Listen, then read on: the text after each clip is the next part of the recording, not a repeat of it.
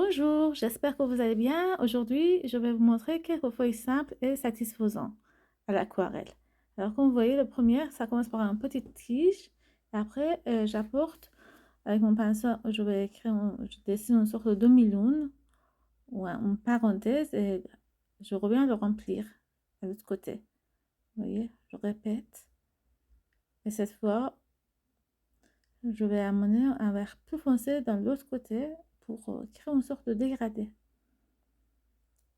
Et l'idée, c'est qu'on ne repasse pas plusieurs fois. Donc, pour que notre mélange est fait, on laisse la feuille.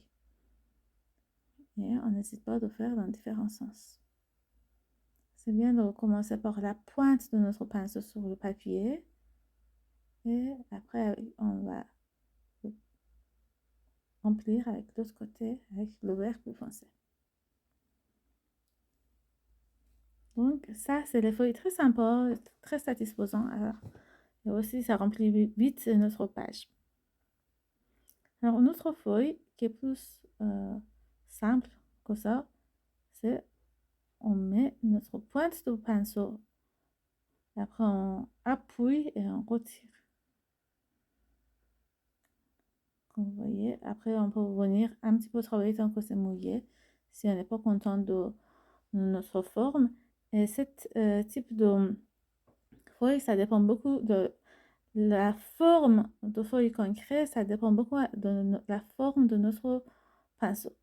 Alors, je vous conseille à faire, si vous voulez mélanger des couleurs, ne mélangez pas complètement. Comme vous voyez, j'ai le bleu et vert dans ma palette. Je prends un petit peu d'eau sur mon pinceau et j'improvise sur le papier et il y aura des jolis mélanges. Je vais vous montrer à la fin.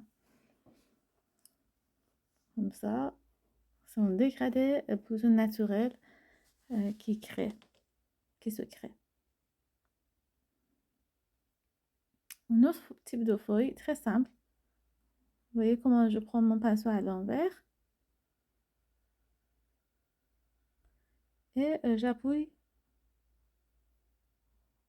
Ça aussi, c'est très sympa, à la fois pour les compositions florales. Aussi, on a un paysage avec plein de feuilles et fleurs ou autre chose.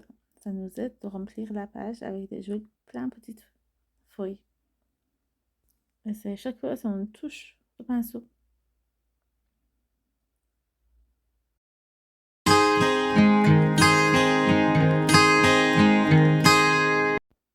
Alors, pour avoir les feuilles un peu plus gras et plus gros, je crée une sorte de vague, comme vous voyez, et je viens le remplir. Le plus important, c'est toujours d'avoir assez de l'eau pour que notre pinceau glisse sur le papier et on n'entend pas notre pinceau en quelque sorte. À mon avis, il ne faut pas entendre le pinceau sur le papier. Et c'est un bon signe, ça montre qu'on a bon consistant. C'est pareil, je mélange mes verres sur la palette. Je prends avec mon pinceau et je viens sur le papier. Créer des effets sympas de dégradé de feuilles. Donc là, honnêtement, ça me donne beaucoup de possibilités de créer des formes libres et généreuses.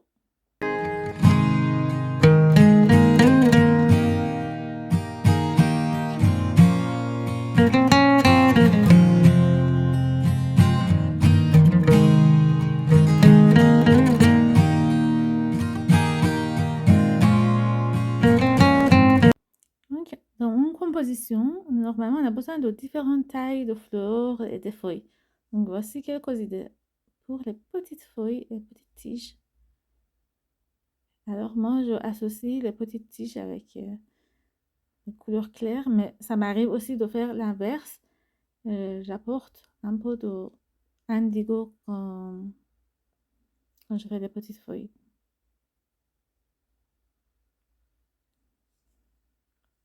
Donc, voilà, on peut ajouter par-ci par-là une petite feuille. Alors, vous voyez, là, je fais un autre modèle avec juste des petits mouvements de pinceau. Après, je vais les aligner. Je vais les attacher.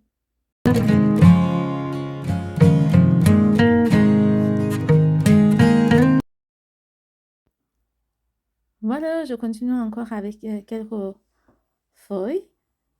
N'oublions pas qu'on est très libre d'inventer nos feuilles de créer des formes, mais aussi on est libre dans notre choix de couleurs. On peut avoir des feuilles jaunes, oranges, rouges, si ça nous plaît, ou même bleu indigo, foncé, marron. Ça dépend de ce qu'on cherche.